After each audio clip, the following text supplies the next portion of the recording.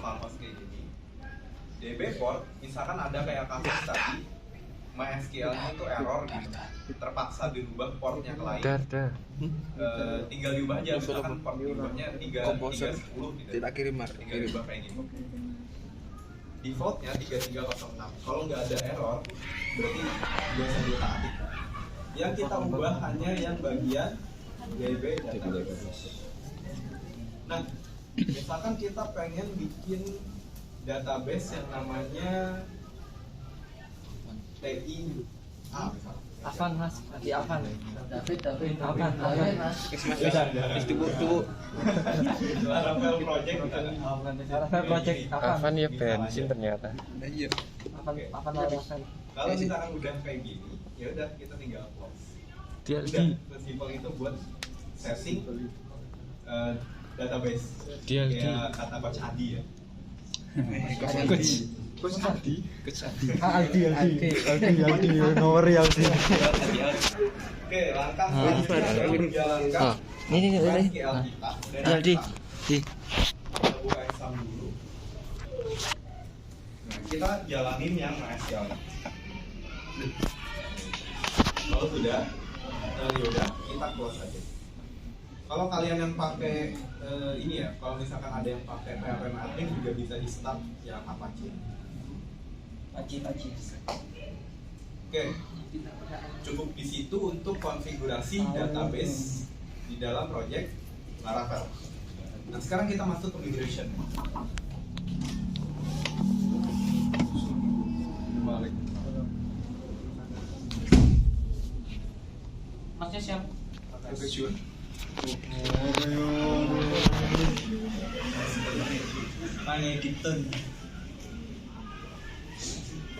Oke, kita masuk ke pengertian migration ya. Migration itu adalah fitur Laravel untuk menggenerate table dengan cepat. Hanya dengan satu perintah PHP Artisa, 1 hingga puluhan tabel bisa langsung tersedia. Yang perlu kita lakukan hanyalah menyiapkan struktur tabel tersebut. Nah, migration ini berguna banget buat project yang dibuat secara tim gitu. Jika ada anggota tim ingin mencoba aplikasi, tidak perlu membuat tabel secara manual melalui PHP admin, tapi cukup jalankan file migration. Dalam istilah yang lebih teknis, migration itu disebut sebagai version control untuk database. Selain dipakai membuat tabel, kita juga bisa membuat step by step perubahan struktur tabel. Nah, misal kayak gini ya, ilustrasinya. Misalnya hari ini, programmer A membuat tabel mahasiswa dengan 6 kolom. Kemudian, keesokan harinya, programmer B memutuskan untuk memodifikasi tabel mahasiswa tadi menjadi 8 kolom. Namun, tambahan kolom itu ternyata membuat program itu bermasalah. Maka programmer C, programmer ketiga ini bisa melakukan rollback namanya, atau mengembalikan migration itu seperti semula. Kayak gitu. Kalau kita cek ke website Laravel ya, nah di sini ada keterangannya, ini jelas banget di bagian awal. Migration are like version control for your database. Jadi ada yang pernah pakai GitHub sebelumnya? David. Kita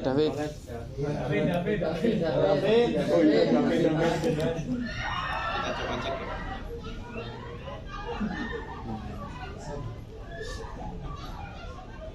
Nah, di dalam GitHub ini kita bisa melihat history kita melakukan perubahan apa aja di dalam project kita. Kalau GitHub ini kan dia nyimpannya itu project kita. Nah, kalau migration ini khusus buat history dari database kita. Jadi kasusnya juga sama, misalkan kita kerja tim tadi ya. Ternyata misalkan aku sama Agung, aku bikin kolom tipe datanya varchar 50. Sedangkan Agung pengen juga nyoba di laptopnya. Di copy projectnya Agung bikin tabel manual. Ternyata Agung setnya varcharnya 20. Akhirnya apa? Project kita nggak bisa dijalani di varchar 20. Bakalan error. Jadi antara tim 1 sama tim 2 itu struktur database-nya beda.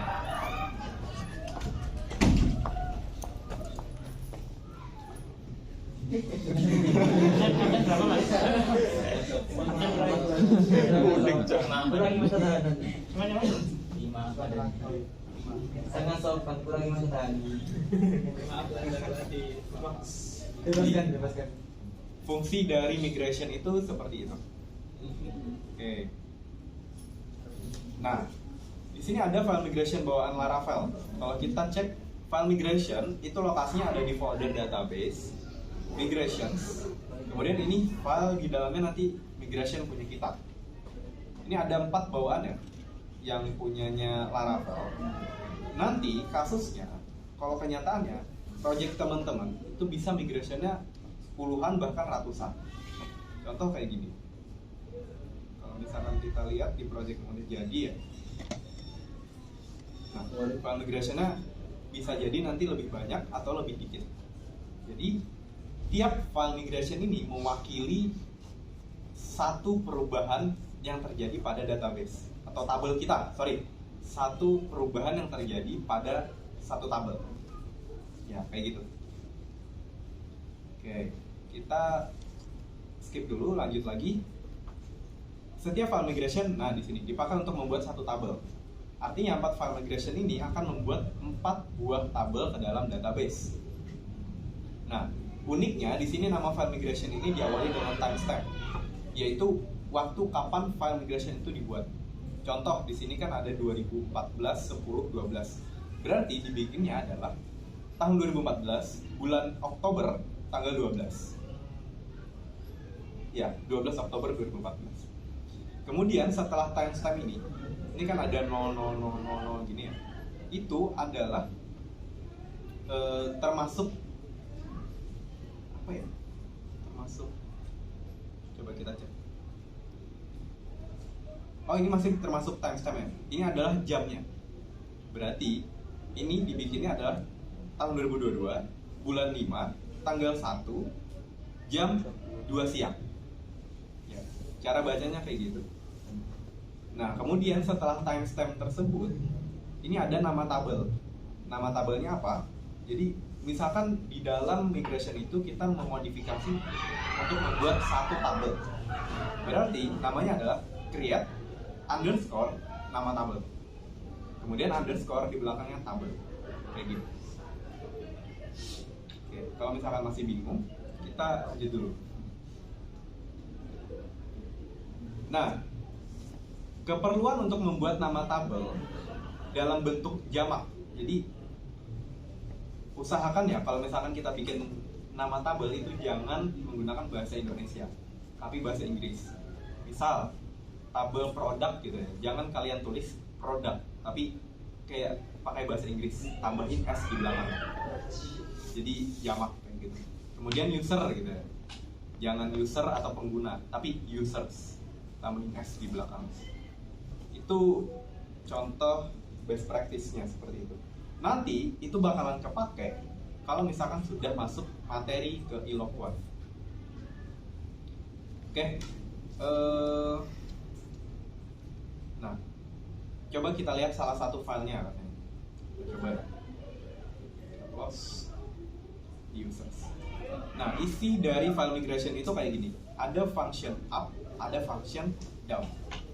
Fungsi function down ini untuk ngebalikin tabel itu seperti kondisi semula.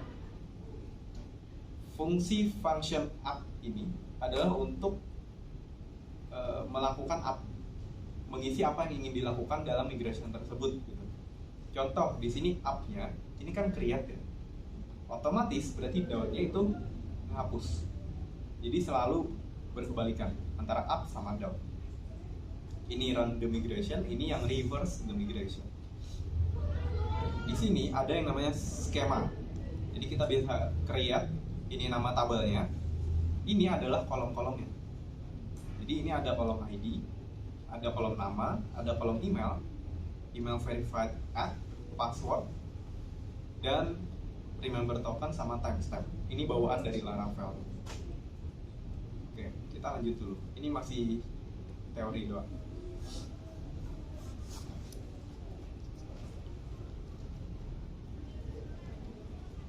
Nah, untuk menjalankan migration, kita tinggal ketik PHP Artisan Migrate di terminal.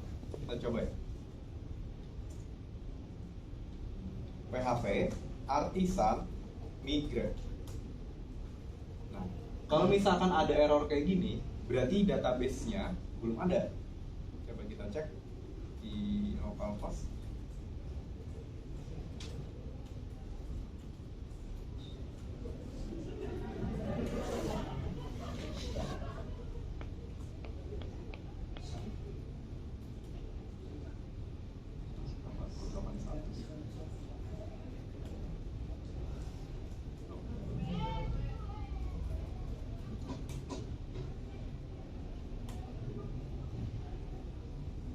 Kalau misalkan kita cek di dalam PHP MyAdmin ya, kan di sini masih belum ada database yang namanya Laravel_project sesuai yang sudah kita definisikan di bagian env ini, Laravel_project.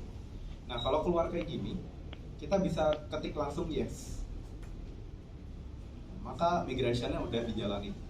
Kalau Laravel di bawah versi 10 itu nggak bisa kita yes kayak gini, kita harus bikin manual.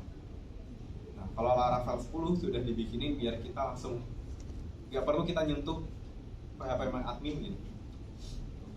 Nah, di sini ada info nih, preparing database sama running migration.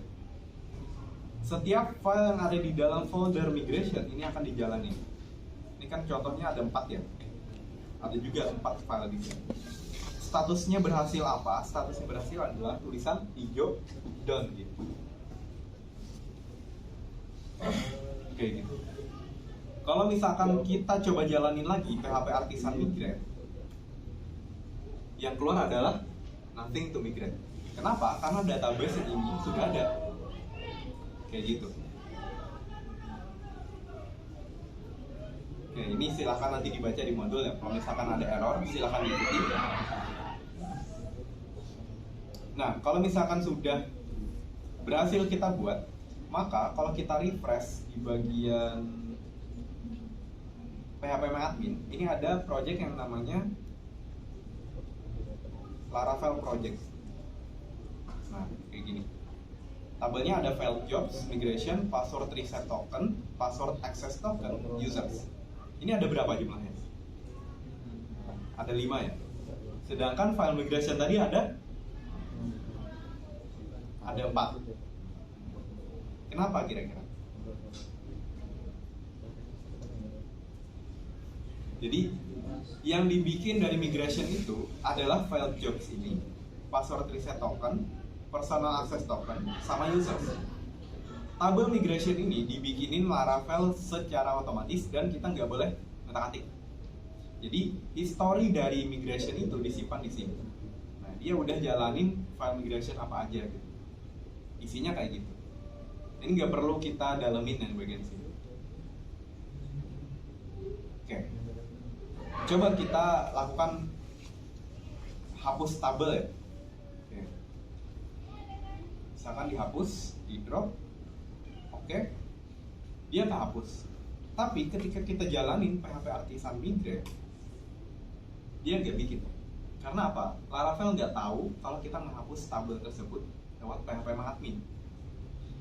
Nah, untuk melihat statusnya itu kita bisa cek di sini. Kita ketik PHP Artisan Migrate status _2 status kayak gitu. Nah, ini ditampilin nih historinya yang ada di database tadi yang di migration. Tapi dia nggak bisa ngedetek kalau misalkan tabel user tadi kita hapus. Caranya gimana? Kita reset migrationnya.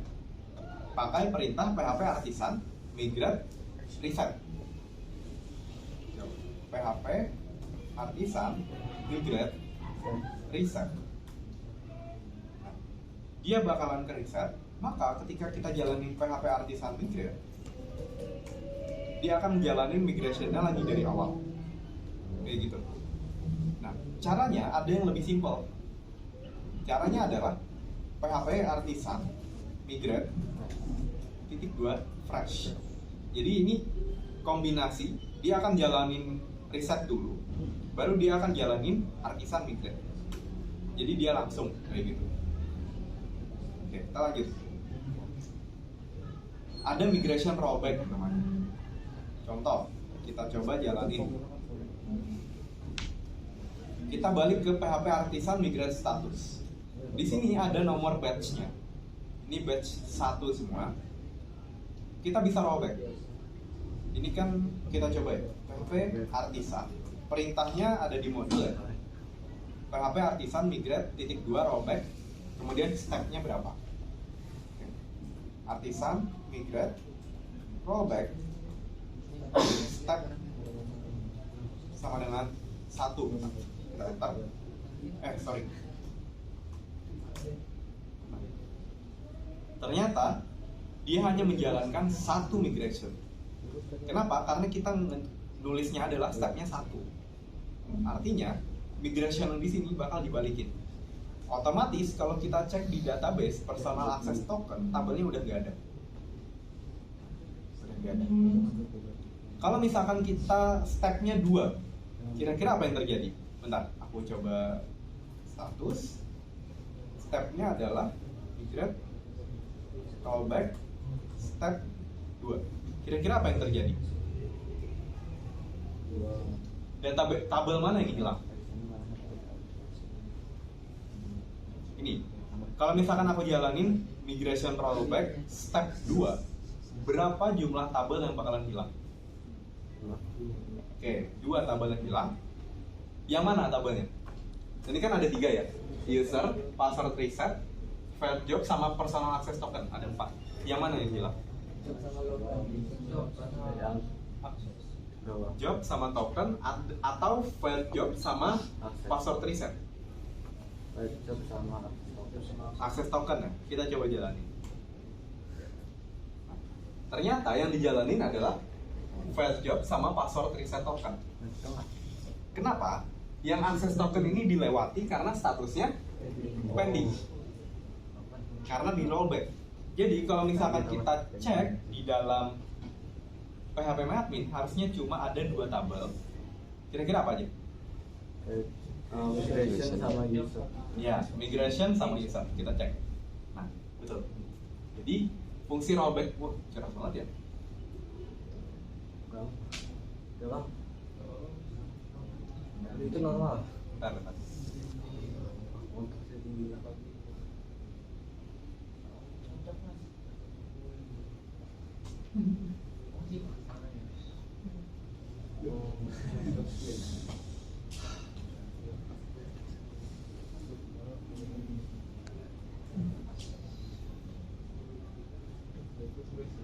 Oke. Jadi seperti itu. Kalau misalkan kita cek lagi PHP Artisan migrate status, otomatis ada 3 yang pending. Kalau misalkan kita stepnya 1 lagi, berarti yang usernya dihapus. Nah, yang pending ini kita bisa jalanin migrationnya lagi. Caranya PHP Artisan migrate. Maka 3 yang pending ini bakalan dijalanin migration. Kayak gitu. Itu konsep dari rollback. Oke, kita lanjut lagi. Nah, ini juga bisa kita refresh migration itu langsung gitu, tapi salah satunya aja. Kalau yang PHP Artisan migrate itu kan semuanya dijalanin. Kalau yang Artisan migrate refresh, kemudian kita tambahin path ini, dia akan jalanin 1 aja. Contoh gini. Ini di tabel user. Ini kan ada kolom name, email verified add. Contoh, kita ubah email verified add. Ini kita hapus. Kalau kita jalanin PHP Artisan migrate, tulisannya nothing to migrate. Maka kita bisa jalanin refresh. Kalau misalkan kita mau migrate 1 tabel doang ya, dash path sama dengan /database/migrations kemudian nama filenya. Nama file migrationnya adalah yang ini. Kita copy semuanya, kemudian kita paste di terminal. Kemudian setelah perintahnya kayak gini, PHP Artisan migrate refresh, path-nya diarahin ke dalam migrationnya, kita enter, maka yang dijalanin adalah hanya yang create user table, yang lainnya migration not found, kayak gitu. Oke. Ini membuat migration ya. Di sini PHP Artisan make migration, nama migrationnya, kemudian nama tabelnya apa, create tabel. Tapi jujur aku kurang suka cara yang kayak gini karena terlalu ribet gitu. Di cara simpelnya itu bisa kalian ketik PHP Artisan make _2 modelnya apa, misalkan bikin standar ya. Nah kalau misalkan seperti ini kalian nggak perlu nambahin huruf S di belakangnya karena nanti bakalan otomatis dibikinin sama Laravel. Buat bikin migration ya tambahin strip M kayak gini. PHP Artisan make _2 model, nama tabelnya, kemudian strip M. Kalau kita enter, dia bakalan bikinin kita model sama bakalan bikinin kita file migration. Kalau kita cek di sini ada file baru. Nah, 2023 0321 ini bakalan bikin tabel untuk standard kayak gini. Nah, dia kan langsung otomatis ya, langsung nambahin S di belakang. Kayak gitu. Nah, sisanya ini kita bisa nambahin kolom ya di sini. Misalkan kita mau nambahin nama ya. Tabel panah, kemudian tipe datanya apa? Misalkan string. Kemudian di sini kita bisa masukin nama kolomnya, name misalkan. Mau nambahin integer bisa, tabel integer, misalkan age misalkan. Biasain kalau misalkan kita bikin nama tabel sama kolom itu pakai bahasa Inggris. Kalau misalkan kita udah bikin tabel misalkan name sama age doang ya, kita tinggal jalani PHP Artisan migrate. Maka dia akan bikinkan kita satu tabel baru yang namanya student. Kita refresh. Isinya adalah ID, name, age, created at, sama updated at. Nah, yang name-nya adalah varchar, yang age-nya adalah integer. Yang created at sama updated at-nya ini dibuatin dari sini, timestamp, bawaan Laravel. ID-nya juga dibikin dari sini. Nah, jadi cara bikin migration kayak gitu. Sisanya kalian bisa baca ya di modul ya. Di sini ada tipe datanya. Karena kalian udah ngambil basis data, kan udah diajarin itu tipe-tipe datanya. Silahkan diulangi lagi materi-materinya. Oke. Nah, kalau misalkan kita mau batasin berapa maksimal panjangnya, kita bisa tambahin koma di belakangnya, masukin berapa. Ini ada rollback, sudah tadi. Nah, ada alter table migration. Ini silahkan nanti dicoba sendiri fungsinya gimana gitu. Alter ini fungsinya kalau misalkan kita kondisinya gini ya. Misal kita mau menghapus kolom atau kita mau merubah nama kolom, kita bisa pakai yang namanya alter table migration. Silahkan nanti dibaca. Untuk migration sendiri ada yang ditanyain nggak?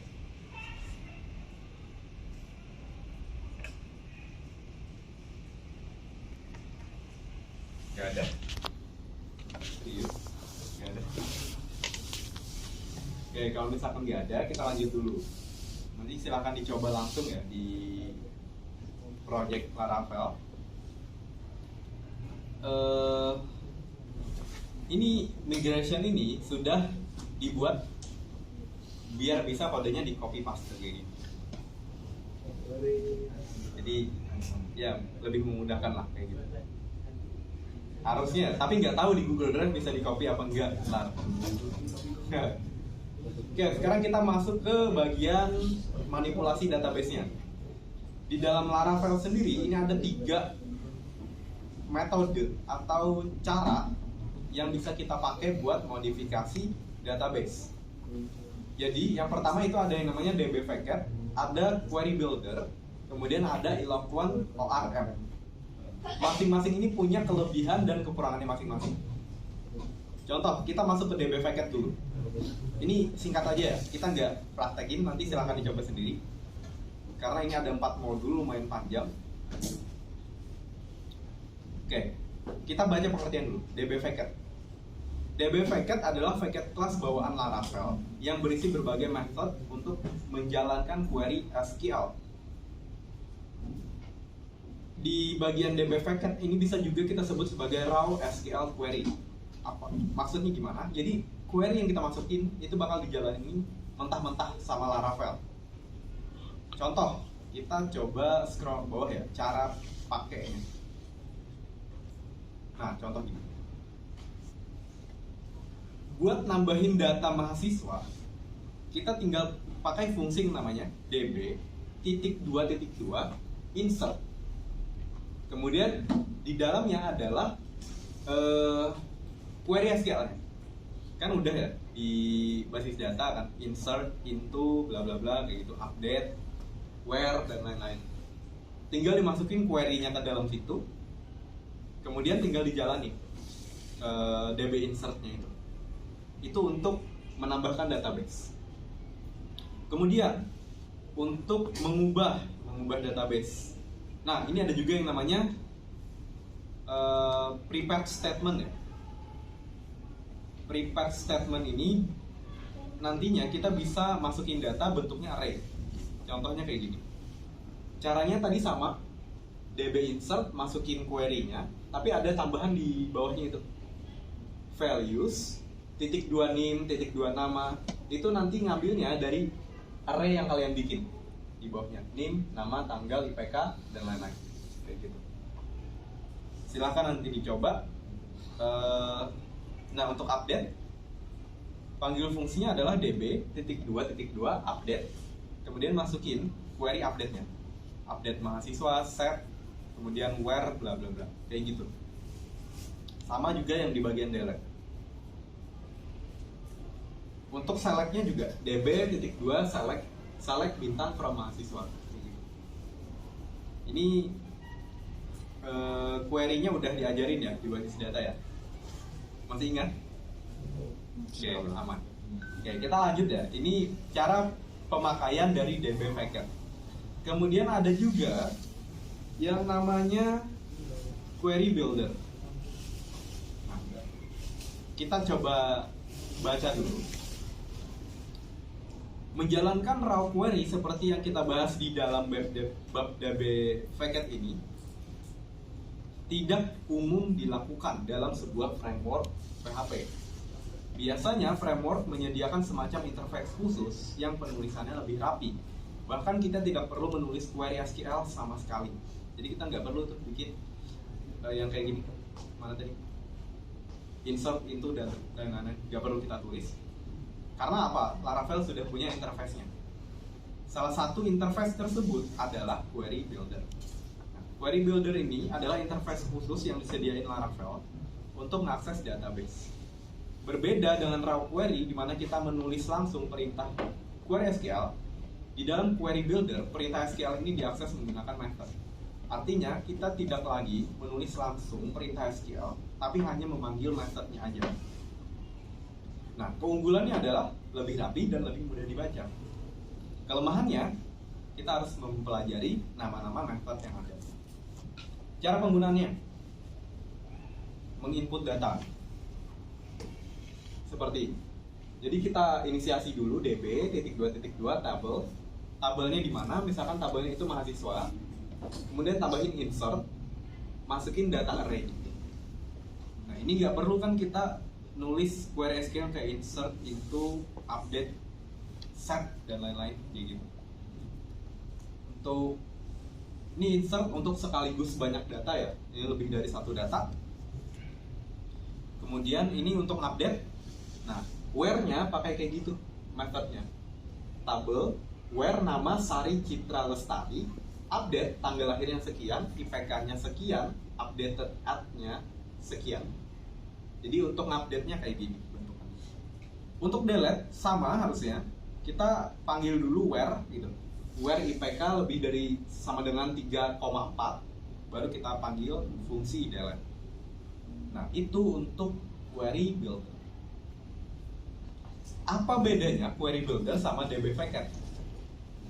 Query builder ini dia bikinin query berdasarkan apa yang kita masukin di sini. Kan DB table bla bla bla. Itu di belakang layar dia bikinin query kemudian dijalanin sama Laravel-nya. Nah, sebenarnya ada satu kelebihan dan kelemahan yang tidak dituliskan di sini, yaitu berkaitan dengan masalah security. Kalau misalkan DB Vacant, ini security-nya lemah banget. Kenapa? Karena rawan dengan yang namanya SQL injection. Jadi sangat tidak disarankan menggunakan DB Vacant ini. Tapi ada kelebihannya. Kelebihannya apa? Kelebihannya ini adalah metode yang paling cepat. Kenapa? Karena nggak perlu kita ngakses metode-metode yang nggak perlu. Jadi kalau misalkan dibanding 3 ya, ada DB Vacant, Query Builder, sama Eloquent ORM. Yang paling cepat di antara ketiga itu adalah DB Vacant. Tapi itu kelemahannya adalah SQL injection. Makanya kalian perlu kode-kode tambahan nanti. Kan banyak ya kasus pencurian data dan lain-lain gitu. Bisa masuk ke sini kayak gitu. Nah, kalau yang query builder, Laravel ini otomatis ngamanin pakai yang namanya, pokoknya kalau misalkan ada yang aneh-aneh dimasukin gitu bakalan diblokir query. Ini untuk yang query builder. Tapi sama-sama cepet juga, kurang lebih aja. Nah, sekarang kita masuk ke bagian Eloquent ORM. Ini adalah cara yang paling powerful, paling gampang buat kita, tapi yang paling lambat buat user. Oke. Eloquent ORM adalah cara pengaksesan database di mana setiap baris tabel itu dianggap sebagai sebuah objek. Kata ORM sendiri merupakan singkatan dari Object Relational Mapping, yaitu sebuah teknik programming untuk konversi data dalam bentuk objek. Nah, sebenarnya kan Laravel ini nerapin yang namanya model view controller. Model itu adalah masuknya di bagian Eloquent ORM. Kalau misalkan kalian pakai DB Vacant sama Query Builder, yang model ini nggak bakal pakai. Jadi kalian hanya nerapin yang namanya view sama controller. Ketika kalian nerapin Eloquent ORM, maka kalian juga menerapkan yang namanya model itu. Kayak gitu. Nah, contohnya, ini kan Query Builder tadi kayak gini ya, buat nambahin data, DB, tabel, mahasiswa, dan lain-lain. Kalau misalkan di dalam Eloquent ORM, kita tinggal panggil kayak gini.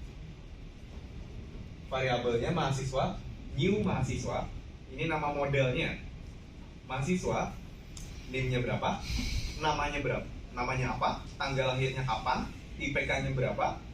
Kemudian di akhirnya kita tinggal panggil yang namanya save atau simpan. Atau cara yang lebih mudah bisa juga langsung kayak ini.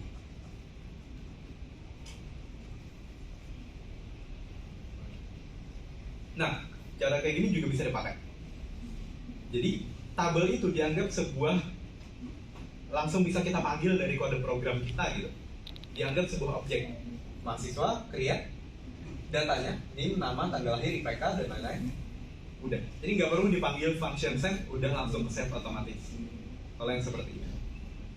Nah, bagaimana cara mengubahnya? Cara mengubahnya ada di bagian bawah.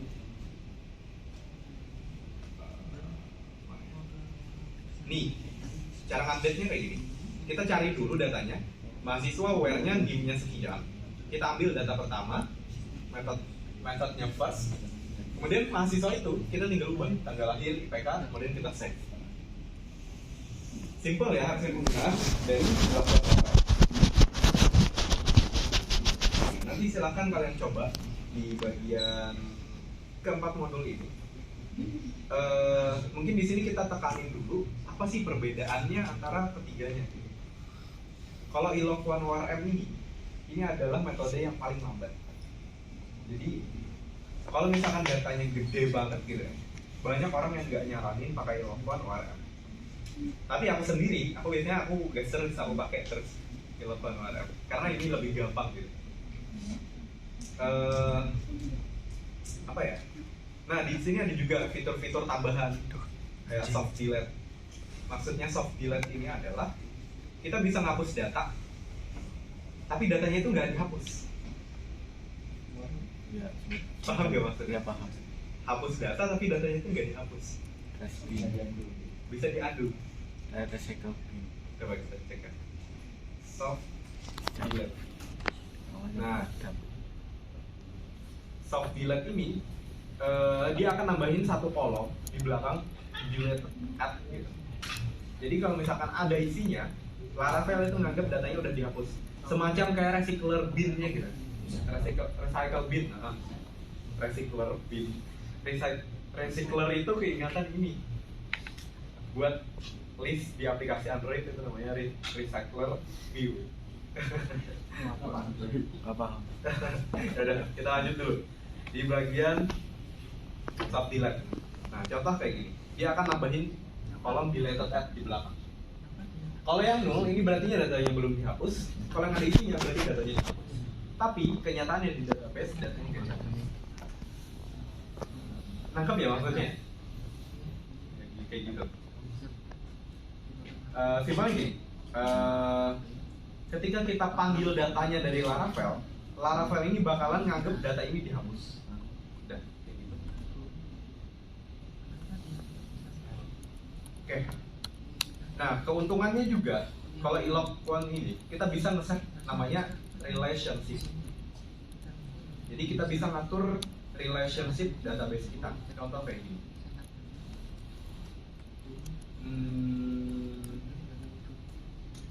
Relationship itu kita set di bagian model. Misalkan di bagian ini ya, ada tabel yang namanya address buat nyimpan alamat user. Jadi kita tinggal inisiasi di sini. Kita arahin ke tabel mana, return this belongs to. Jadi di dalam Laravel itu ada yang namanya relationship.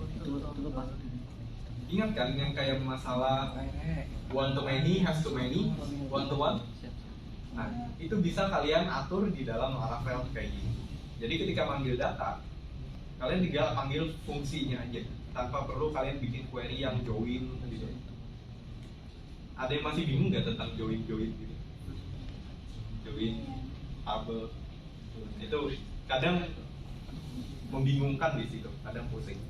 Jadi kalau di Laravel kita tinggal pakai kayak gitu. Oke, mungkin itu pengantarnya dari materi 4 materi ini ya. Sekarang aku mau nanya, di dalam si kejar itu tugasnya apa? Video ya? 4 video latihan buat ngerjain 4 modul ini. Iya. Betul. Jadi, silakan dicoba dulu sekarang untuk semua modulnya. Silakan dicoba diikutin yang ada di modul ya. Kemudian kalau misalkan ada kendala, silakan tanya.